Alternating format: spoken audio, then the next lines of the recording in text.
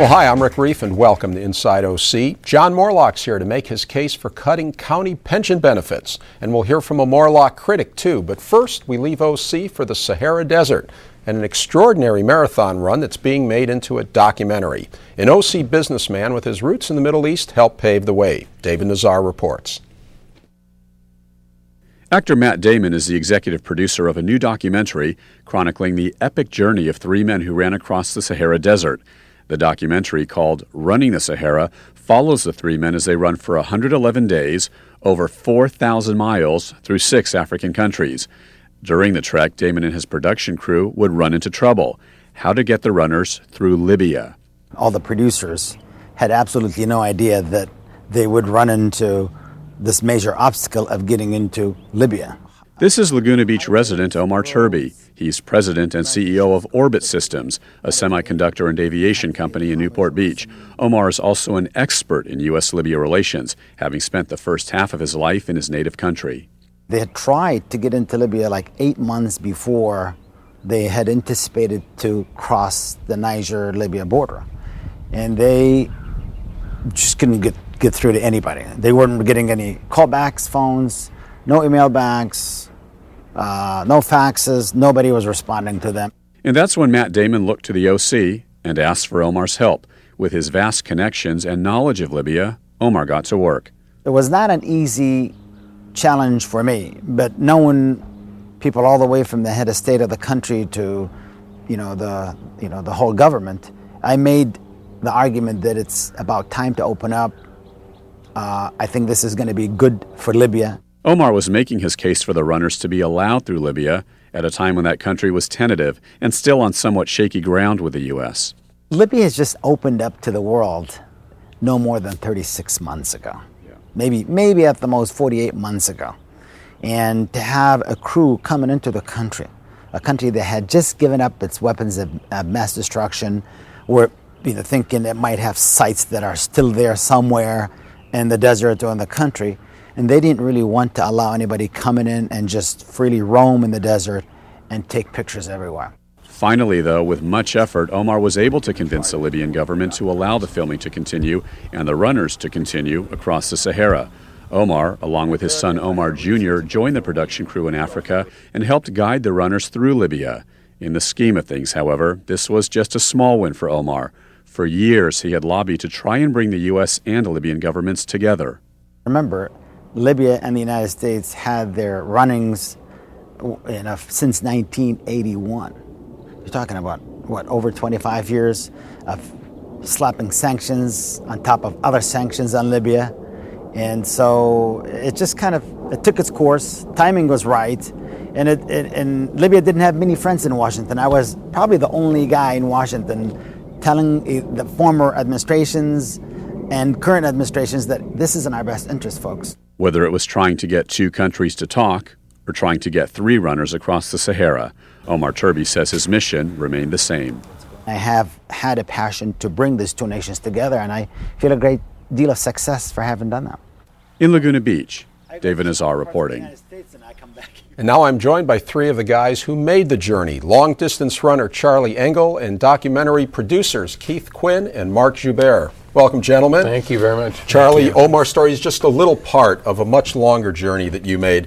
Why in the heck did you decide to run across the Sahara? I think we're still trying to figure that out. It seemed like a good idea at the time, though, but it really did start as as I like to call it, the world's longest camping trip. My co-runner from Canada, Ray Zahab, he and I sort of came up with the idea together and decided to check it out and discovered that, in fact, no one had ever run across the Sahara Desert.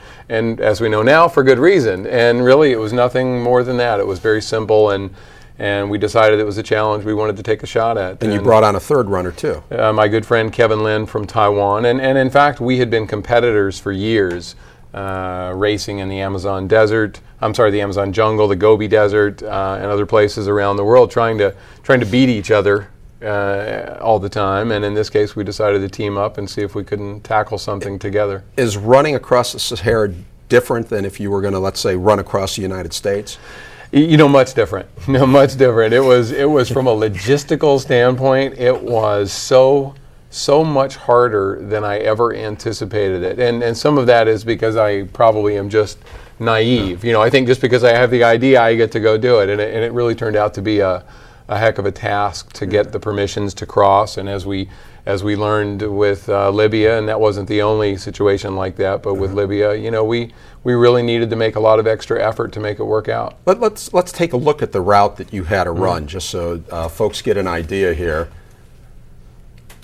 And we went Mauritania through Mali and Niger. That's about the halfway point, and then up into Libya and across Egypt into the Red Sea is where we finished. Do you ever get sand in your eyes?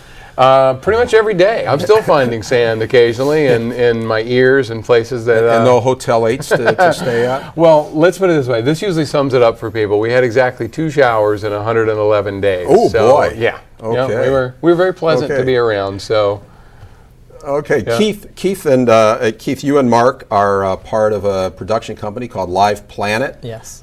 When's the documentary coming out? The documentary will come out later, actually probably in early 08, and it'll be finished later this year. Okay, and Matt Damon's, he's going to be doing the narration on it? Matt is an executive producer, and he'll be narrating the film, yeah. Now, Mark, how's it working with Matt? There's some big-time people. You also have not just Matt, but you got an Academy Award director as well. Yeah, right? James Amal is our director. He's the one that actually brought us the project. A great director. Keith and I have been working with Matt for 7 years, since Matt and Ben started the production company Live Planet. It's great. Now, while Charlie and his buddies are running, are you guys just, driving along in the air-conditioned car, or what? How does that work? Or sleeping, Their typical routine, or our typical routine on a daily basis, was they'd get up at 4 o'clock.